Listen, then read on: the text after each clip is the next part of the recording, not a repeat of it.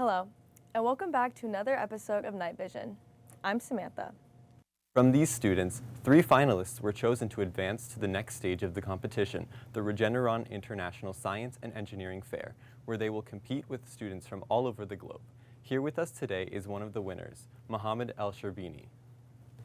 Hi, Mohammed. Thank you so much for joining us today, and congratulations on being chosen as one of the finalists. Thank you.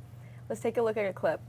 This is actually one of the prototypes I was working on for my research project. So it's essentially the first of its kind incubator that lets you image the inside of an egg from outside of the incubator. So yeah, you can see in the monitor that is built into my device, you can see the blood vessel morphology of the embryo, which is like very important for a lot of the applications which I researched. Yeah. And how long have you been researching this topic for? So I've been researching just eggs in general since the summer of my sophomore year. And my project's actually a continuation project. I began research, I took the prerequisite with Mr. Nadarsi, his MRL exploration elective, on try 3 of my freshman year. And that I had a lot of different ideas, and one of them happened to be eggs, since that's like one of my passions, which I could go into later as well. And I essentially just researched how can we modify eggs in order to really change the way people use different model systems in research. So for example, you can use a developing egg embryo as a platform for cancer research. So these embryos have a membrane called the chorioallantoic membrane, and within that membrane is a lot of blood vessels and nutrients that allow the transference of, say, a human cancer cell line that you're developing in a petri dish. You can actually transfer them onto that membrane and then watch tumors form and metastasize and grow. And that's actually a very important aspect that cancer biologists need to look into when they're assessing if a treatment works or not. And what inspired you to research this topic specifically? Yeah, so when I was 10 years old, I got the chance to actually raise and incubate quails. So they're another type of domestic bird, and that really opened my eyes to oh, you can actually raise an animal from start to finish and have your hands on an entire living being, which is a very surreal experience at first. But this year I must have incubated 120, 150 eggs, all of them with developing embryos inside them. So it was just the ability to have a hand in nature is something that is very interesting to me and fascinates me. And were there any challenges that you encountered during your research process? And if so, how did you overcome them? Oh yeah, there were plenty. So I'm in AMST, so I really have no inherent engineering skills. So the fact that I was doing mechatronics research, I had to pick up a lot of different skills, learning how to use CAD and 3D printing, coding, a whole bunch of things. So early on, that was my problem. That was my main limitation. I can't engineer as well as other students, but I was very driven and I was able to learn and pick it up. And Mr. Nadarsi is a very helpful research mentor. So that was probably the way I would say it to another student if they want to overcome that skill barrier that is there for any real research, is that you just have to start learning as fast as possible. Yeah. And finally, is there any advice that you want to give to people who may be interested in starting research? Yeah, so yeah, as I said earlier, just start as soon as possible. BCA, we're so fortunate at BCA to have so many different possible avenues you could go down in order to do research. You could do chem research, bio research, mechatronics research, and social science research is a new research that just started this year. So there are a lot of different avenues that you could explore, and really just choose something that you're passionate about, not something that you're just gonna sit in class and not really work on, but something that you'd work on out of school and in between school and in between classes, something that really fascinates you. Yeah. Well, thank you so much for this interview, Mohammed. We wish you the best of luck at Regeneron. Thank you. Tomorrow at 7 p.m. is Cabaret, which is run by the Junior Class Council. The show will feature a collection of songs and dances from BCA students. Additionally, Mr. Davis will also be putting on a special performance of his own. Tickets can be purchased through Community Pass, during lunch periods, or at the door. Joining us on campus this week are students from Kokukaji High School in Hiroshima, Japan. Kokutaiji High School is a BCA sister school, and we have been invited to participate in their research convention. At this convention, students will present their research and receive valuable feedback from experts, guests, and peers. Last Thursday was Akaha's annual chocolate competition.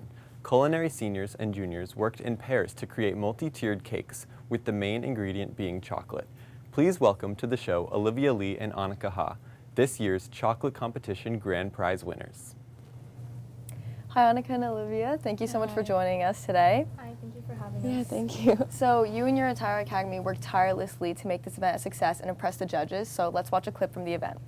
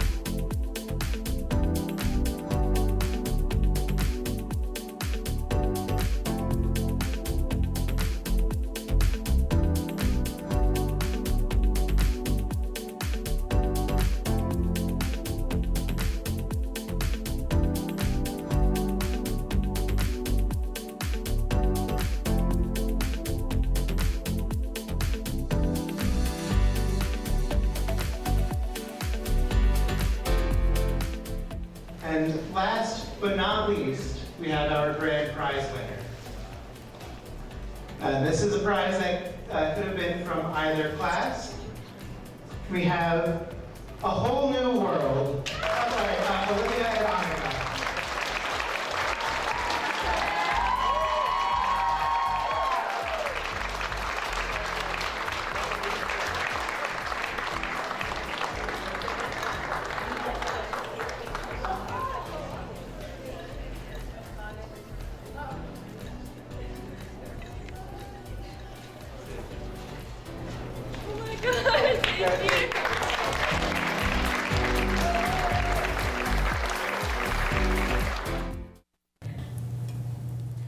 Wow, looks great. Can you guys tell us a little bit about your cake? Yeah, so our cake theme was Aladdin, based on the Disney movie. And so I guess I'll do a rundown of our cake. So our first tier was just the Arabian Night, and we put a panther for the cave that the magic lamp is in.